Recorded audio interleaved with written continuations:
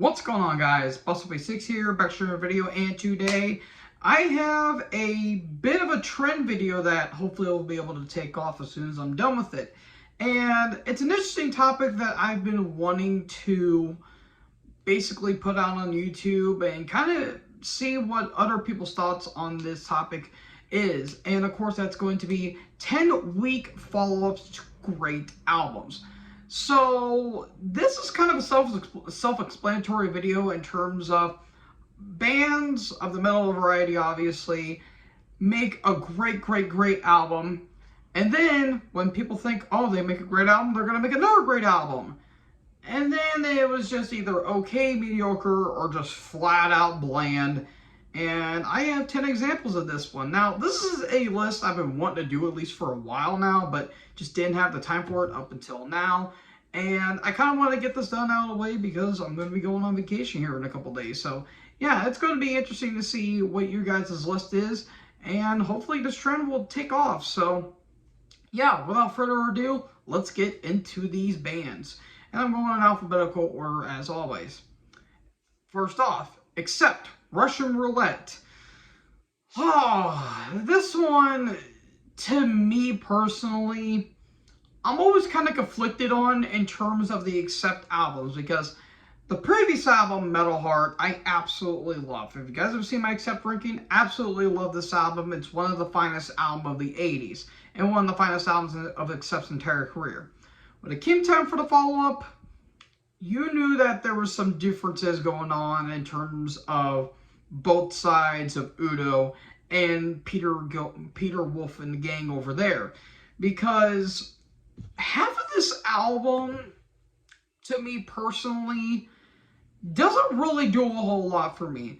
On one hand, first half is absolutely fantastic. The opening TV War, Monster Man, the title track, Aiming High, really damn good stuff. And then the second half happens, and it's kind of meh for me. Like, Another Second to Be is a really damn good track. Everything else is just kind of meh, at least in my opinion.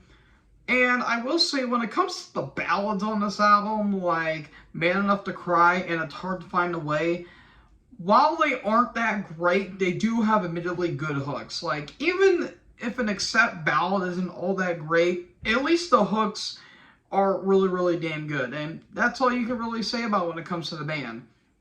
But yeah, following up on Metal Heart, it's one of the weaker albums in my opinion. I think I will rank this like near the bottom if I remember correctly. I think I ranked this number 10? Number 9, number 10, I believe. So yeah, while it's a very meh album, there's still some damn good stuff. Again, the first half's really damn good. Second half is just pretty meh in my opinion, but it's not bad, and it's far and away the worst. It's not even close to the worst thing that this band has ever done. But out of all the albums that they did, it's the one that I feel like is the most disappointing. And I know Humanoid, their last album, was pretty disappointing because it was following up To Mean to Die, which I thought was a good album. But in terms of the Accept catalog, that is the one that I'm always pretty divisive about when it comes to at least the classic Accept album. So, not bad, but not really that great. Next up, Black Sabbath, Technical Ecstasy. A pretty famous one. For those of you who don't know this album, then you're in for a treat. And for those of you who you do know, I cannot speak. I can't speak for the life of me, apparently. This album always divides the Sabbath fans, myself included. Because on one hand, you can accept for what it is, and it's a pretty misguided hard rock record, and others say it's complete trash. I'm more so on this form of the camp, but I can completely understand this side of the camp. Following up Sabotage, which I thought was a really damn good album. It's one of my favorite in terms of the Ozzy albums. This album, however,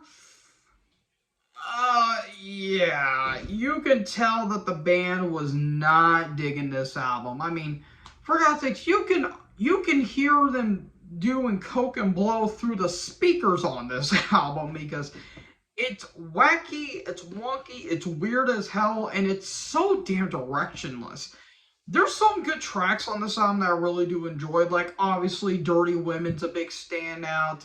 Backstreet Kids is alright. You Won't Change Me is really good. And even though it's dumb as all hell, I love Rock and Roll Doctor. I know it's stupid, it's nonsensical, and it's probably one of the worst Sabbath songs they've ever done in terms of the Ozzy era, but I like it. I like dumb fun in my music sometimes. Everything else is just complete filler on this. It just doesn't do anything for me. Not the worst album in Sabbath's entire catalog. That will come much, much later on in their entire career. But out of the Ozzy era, it's my third least favorite out of Ozzy's entire career with Sabbath.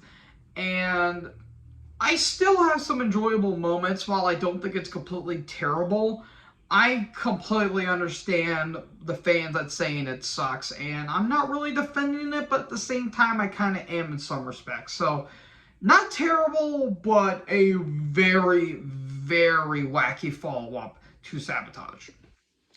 Next up, Candlemass, Sweet Evil Son. I hate to crap on anything about Candlemass. I love that band. That's my favorite doom metal band of all time. And while I hate to be negative, I can't ignore this album, because a follow-up to the Door to Doom, which is the best modern album out of their more modern output, well, maybe aside from the self-titled and from King of the Grey Islands, probably the best modern album of their entire catalog. When it came time for the follow-up, it was pretty bland, if you ask me. There's good tracks on it, but it kind of feels like it's incomplete. Like, you felt like there was a lot more, but you just get what you get and don't throw a fit. Well, some people kind of did. I didn't personally. I just felt like there could have been more than what we were given. Again, there were some damn good tracks. Like, I think the first half's pretty solid. Like, opening Wizard of the Vortex, Black Butterfly, When Death Sighs is just bleak and depressing as hell. Try to think. The title track's pretty catchy, but just everything else just feels meh to me. Like, you have songs that either don't go anywhere or just fade in the background music, and that is kind of the same with like Scandinavian Gods and Goddess and Voodoo to a lesser extent. It just feels like the songwriting was incomplete. Like, there wasn't a whole lot of stuff. And not to mention, the production's pretty bland on the album too. Like, it's very, very flat sounding. It sounds like a very extended EP or a very long demo. And the songs just don't do much. Again, they're still good tracks because it's Candlemass, but the guitar tone's pretty flat. The drums sound very thin. And Johan sounds good, I will say that. But at the same time, he really couldn't. He did enough to salvage the album. But again, it just didn't really do anything for me. So it's probably the most disappointing album in their entire career. But then again, it's Candlemass. It's still good. I still like it. They don't have a bad album in their entire discography. But unfortunately, it's probably the most disappointing they've ever done. Still good, but very weak compared to the album beforehand. Next up, probably an obscure one for some people out there. Dissection, Reign, Chaos. This album, man, I love their 90s output. Their 90s output is as perfect as you can possibly get. But my God, this album, I have no idea what the hell happened here. So, for those of you who don't know, this band mastered the melodic death metal and the black metal style perfectly. It was a perfect blend. Somberling was a damn good debut, and Storm of the Lightsbane, arguably top 5, top 10 sophomore albums of all time, and maybe top 5, top 10 album of the 90s. It's Dissection's best work by far, even though they have a short discography. But when it came time for the follow-up, this album just was not good at all. This might honestly be one of the worst last albums in a band's entire catalog. And I say that a lot considering there have been some bands that have ended their careers on very weak notes. This one's a big one to me personally because of how much I love their 90s output. And I understand what they were going for, but it just did not do anything for me. It's just a very bland melodic death metal album with really no any black metal on this album either, which is a damn shame because you listen to the vocalist, he sounds damn good. And then you listen to this album and he sounds like he doesn't even want to be there. The songwriting wasn't the big problem with it. The problem is the songs just went nowhere. Like, you literally could have put the song in the background and you wouldn't have missed anything. Like, it was just a very flat experience from start to finish, and in the end, we just got an album that existed in 2006.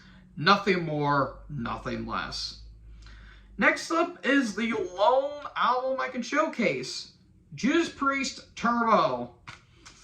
You guys knew this album was going to be on the list in some way, shape, or form. This is the follow-up to Defenders of the Faith, which is by no means perfect, but it is a far, far better album than this. I don't think I really need to talk about this album all that much because its album's been kind of talked to death on this channel. But TLDR, big black cloud of the band's entire catalog. Considering how Rob Halford was in his life with the drug and alcohol abuse, and he was living with a pretty rough relationship with his boyfriend at the time, which we all know that saga. If you don't know, just look it up yourselves. And the final product was this album. Look, the synths on this album are as cheesy as the 80s can get, but I can understand why they went in this direction in some regards. But the finished product was just a mess. There's some good tracks, like Turbo Lover's obviously great. Locked In's pretty good. Private Property, for how cheesy it is. Nice riffs. Out in the Cold, Reckless is really good. There's some damn good tracks on this album, but everything else is freaking cheese on this album. I mean, I've said this before, this is the best Kiss album that Kiss never made, so therefore it's the best Kiss album. So yeah, it's not great. It's one of my least favorite Priest albums, but there's still some salvageable stuff on here, but not a whole lot. We all know what it was, but I do have to say this. With this album, and Ram It Down supposed to be one album and decided to be a double album. Well, it was actually supposed to be a double album with a concept called Twin Turbos, with Turbo being the more popular commercial sounding and Ram It Down being the more heavier side. Well, eventually it got to two different albums. And what was the album that they made after Ram It Down? Oh yes, Painkiller. One of the best albums that come out of the 90s and one of the best in Priest's entire career.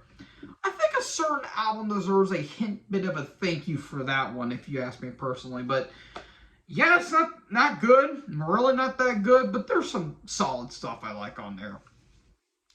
Next up, this band was going to be on here one way or the other, and of course, that is Iron Maiden.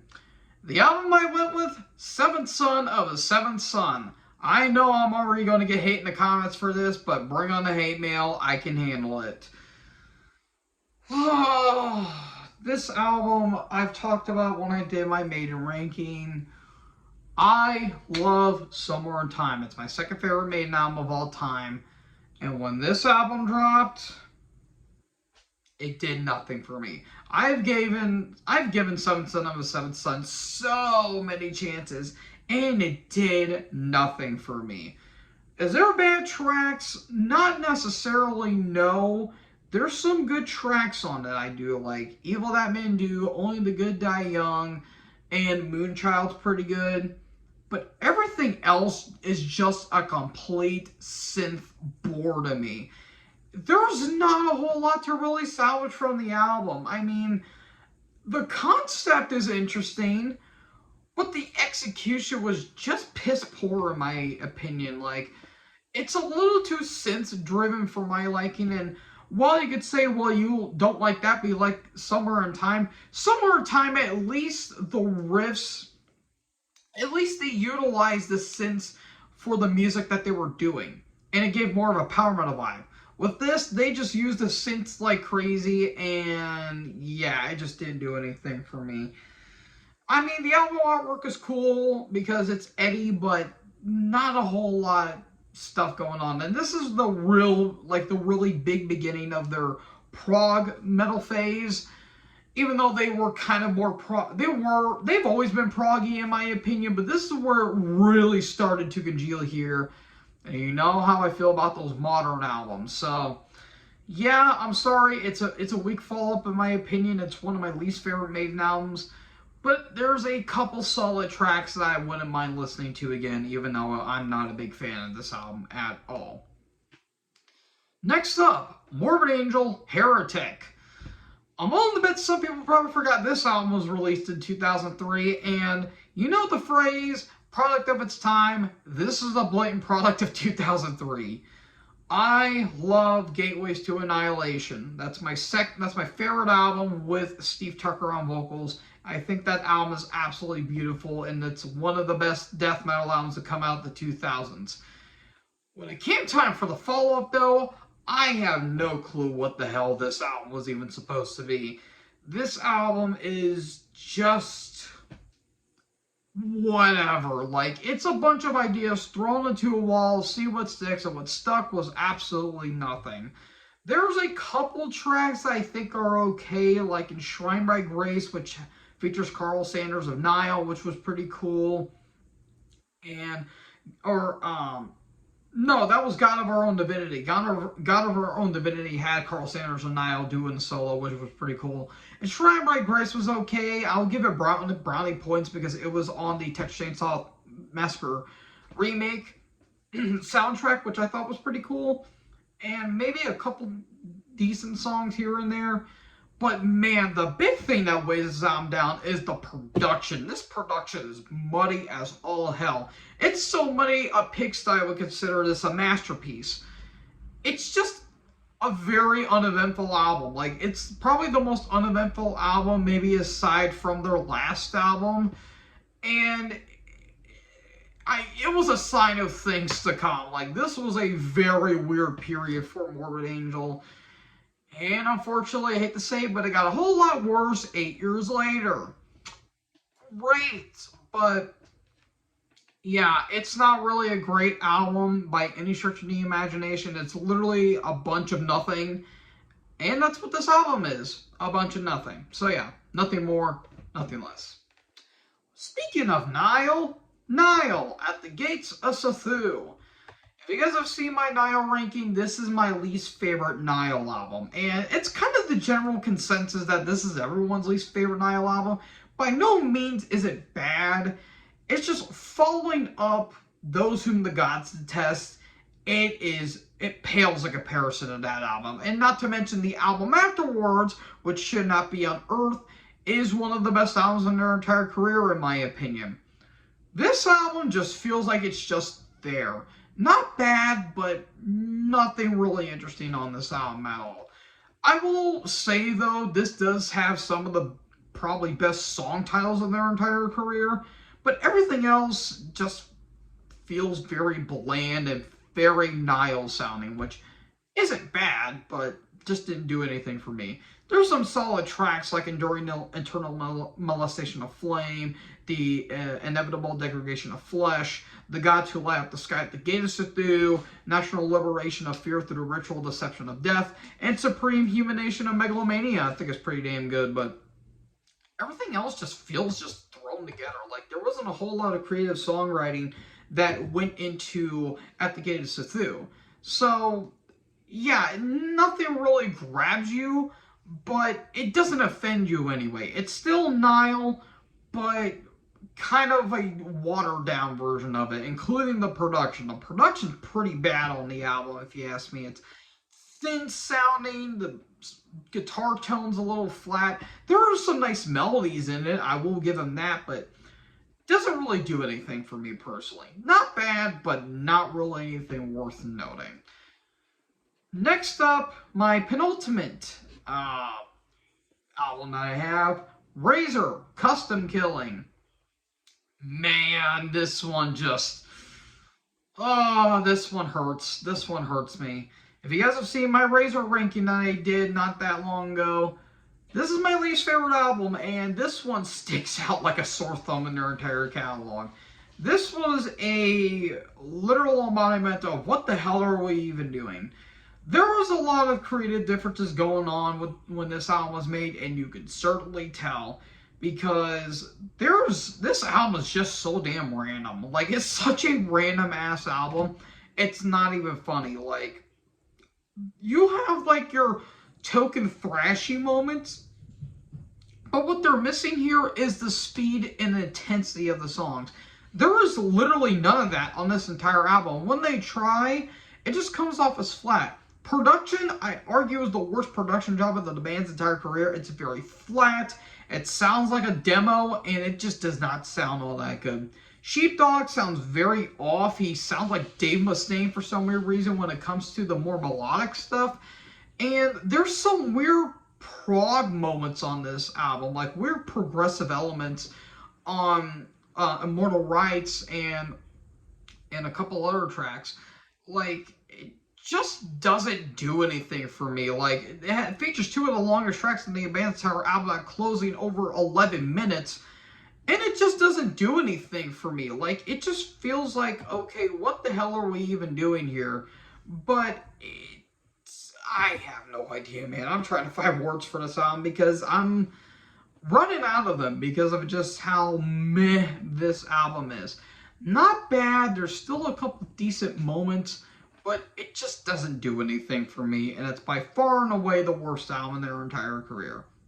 It's still okay, though. And finally, my last one, and this one probably hurts the most out of all of the examples I have, Sodom, self-titled. If you guys know me, you guys know Sodom is my favorite thrash band of all time. Not just of the German variety. Of all the thrash bands, Sodom is my personal favorite. I love all their albums. Even their weaker albums, I still think are pretty damn good. And if you guys know me, M16 is not only my favorite Sodom album, it's my favorite thrash album of all time. And then when I heard the self-titled, I thought to myself, this was it. This is the follow-up to M16, which is a masterpiece in my opinion. It's still good, but nothing else.